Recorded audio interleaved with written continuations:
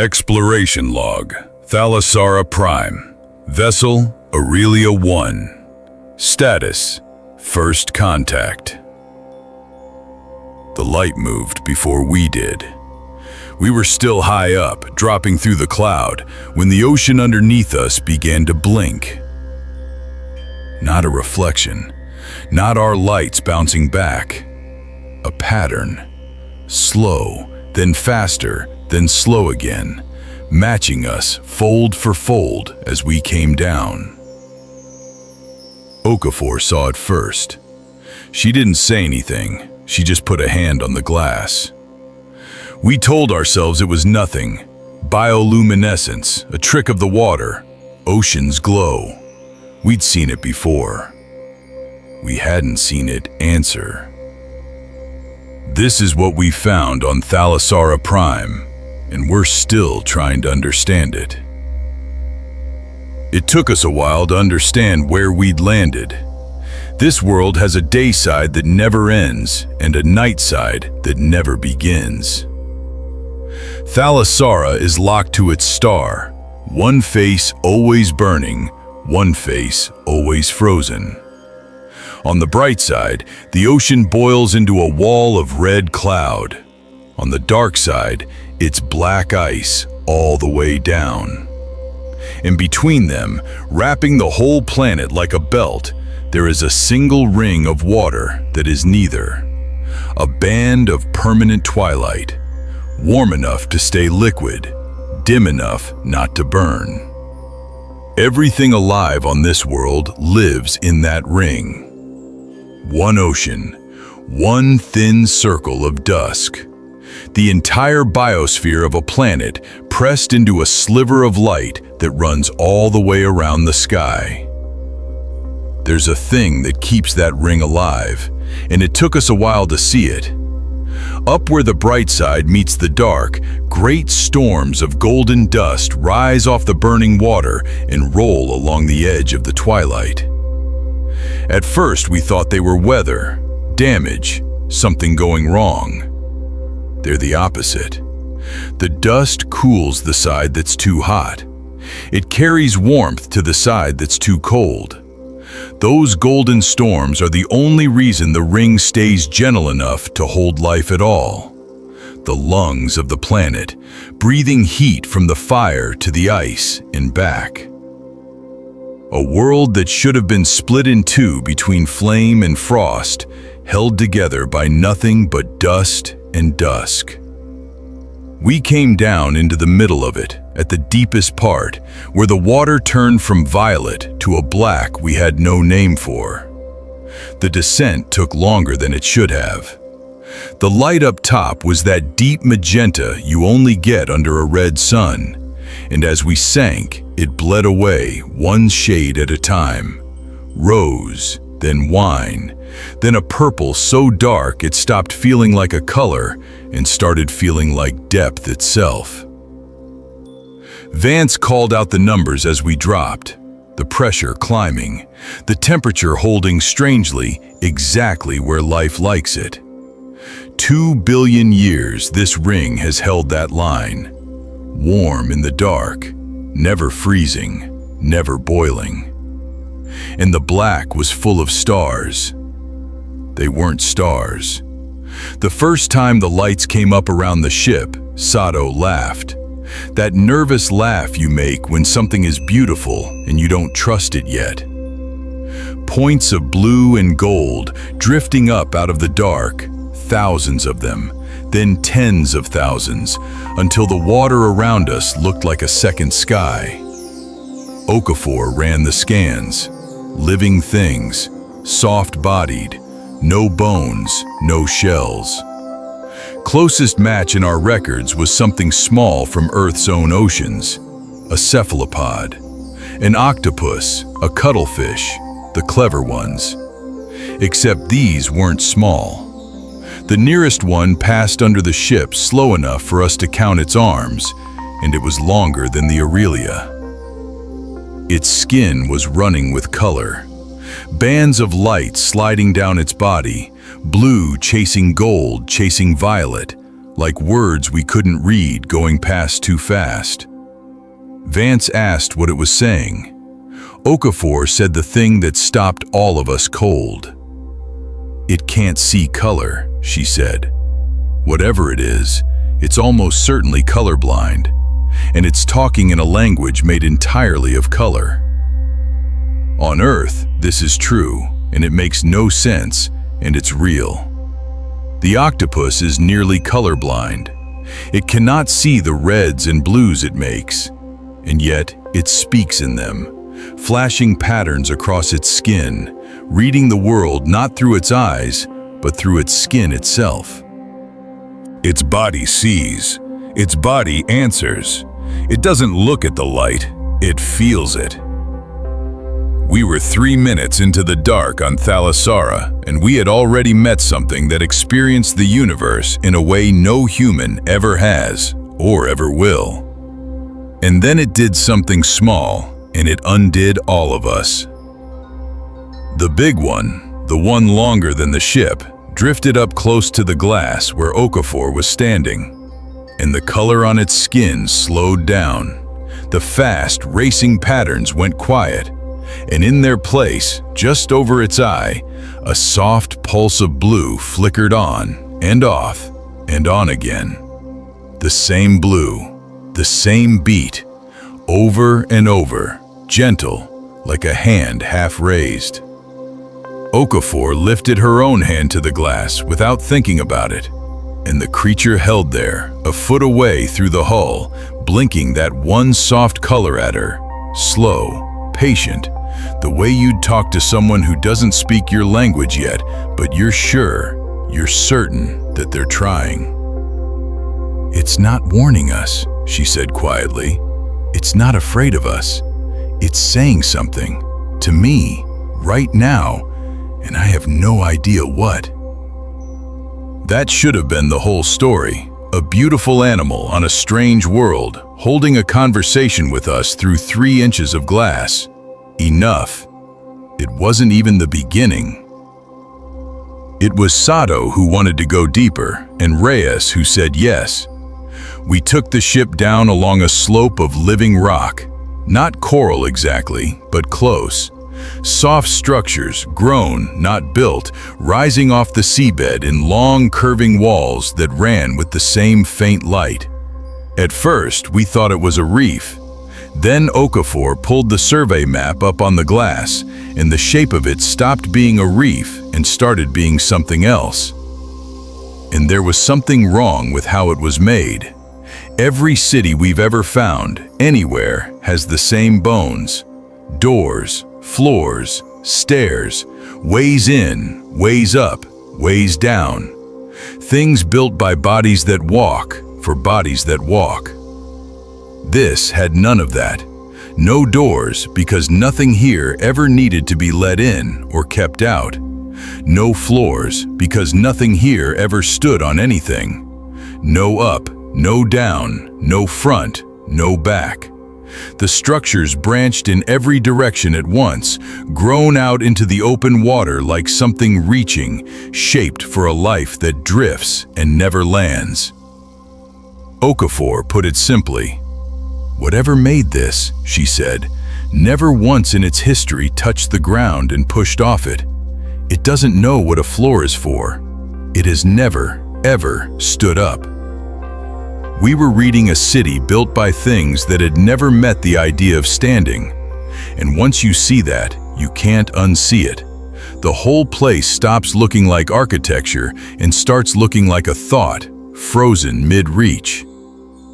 The walls weren't random. They curved, they turned, they came back on themselves, and from above, the whole structure traced a line across the seabed. A long, sweeping arc that bent, then straightened, then bent again. Vance was the one who matched it. He didn't want to. You could hear it in how quietly he said it. "That's our descent," he said. "That's the path we flew in. They grew the reef in the shape of how we came down."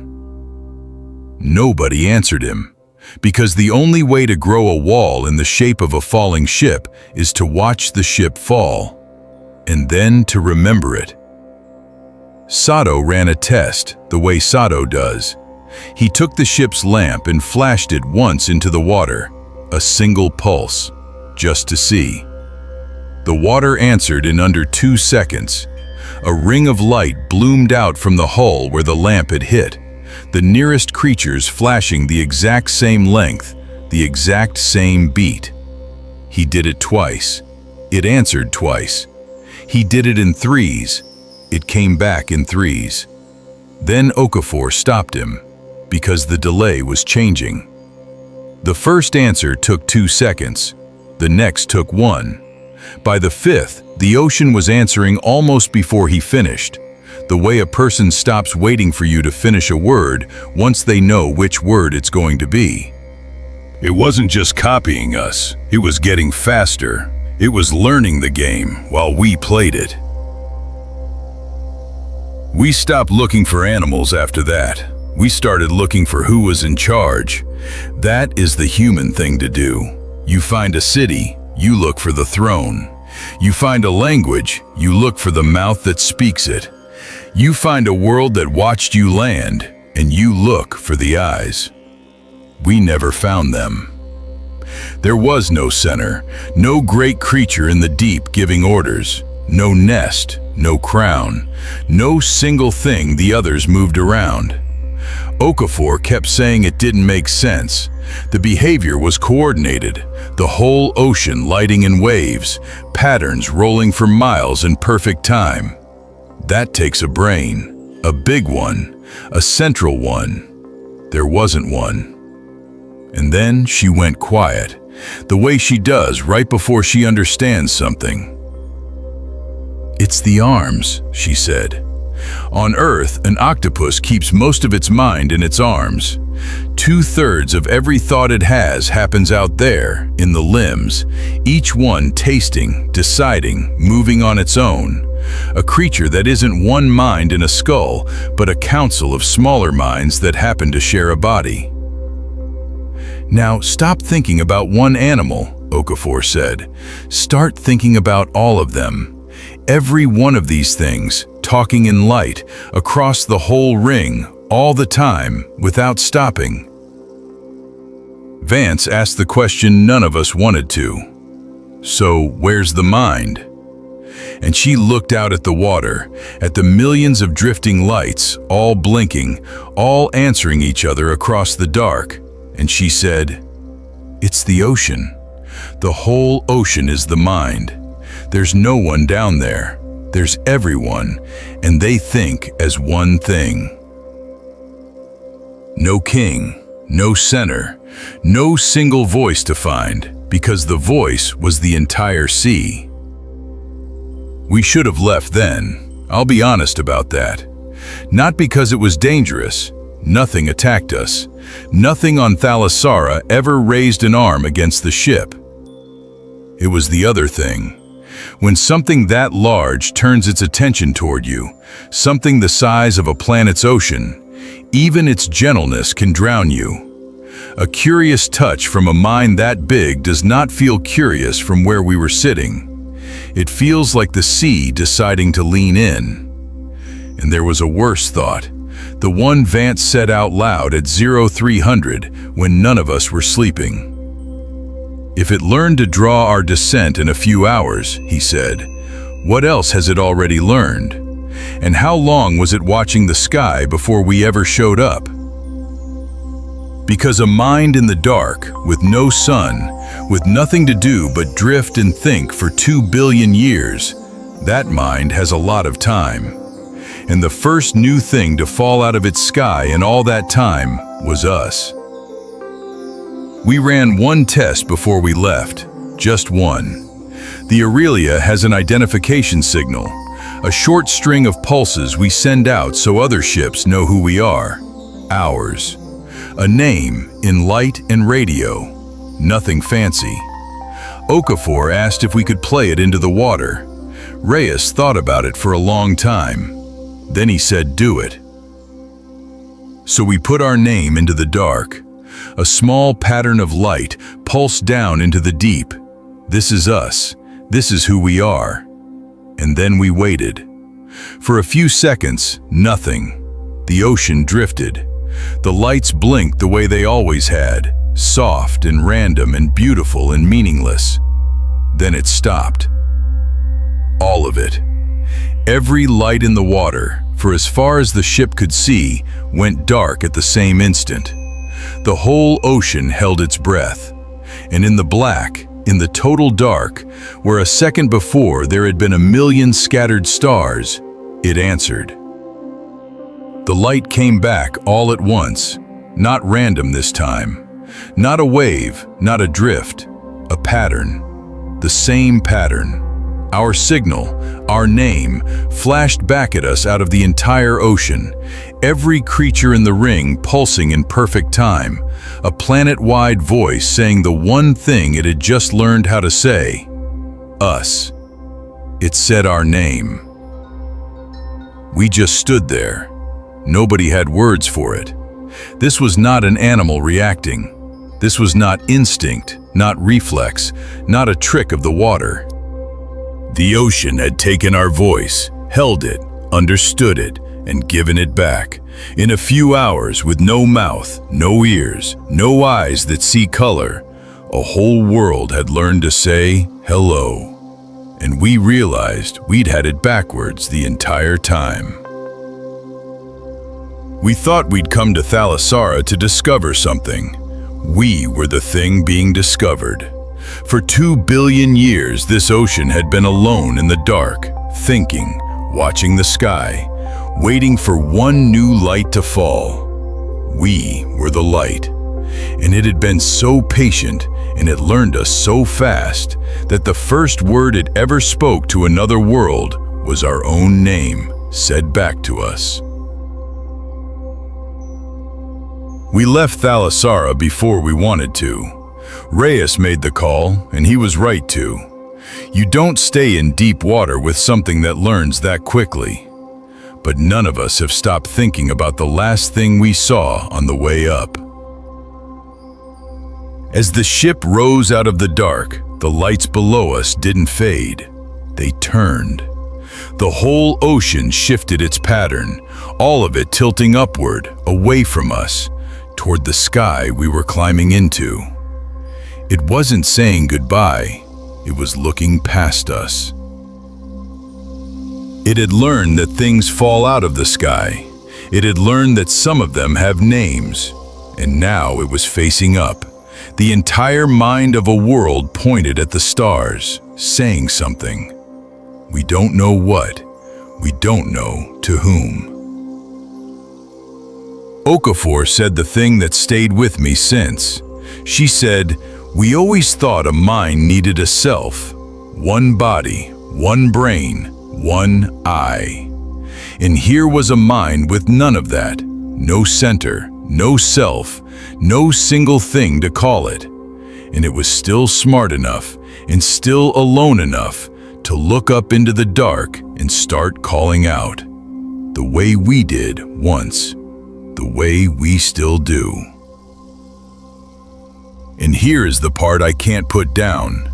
There are oceans on Earth older and deeper than anything else we know. We have spent our whole history looking up, building ships, sending signals, throwing our name out into the dark, hoping something answers. We never once thought to ask whether the dark we were calling into might already have been a mind. Thalassara didn't have to learn how to be lonely. It didn't have to learn how to wonder if it was alone, or how to call out, just in case, into a sky it couldn't reach. It already knew. It had always known. The only thing it didn't have, until we fell out of its sky, was someone to say it to. We came looking for an alien. We found a mirror the size of an ocean. We left Thalassara Prime behind, but it did not leave us. Somewhere ahead, another world is waiting, and the Aurelia is already moving toward it. If you want to travel with us aboard the Aurelia, subscribe. A new world every week.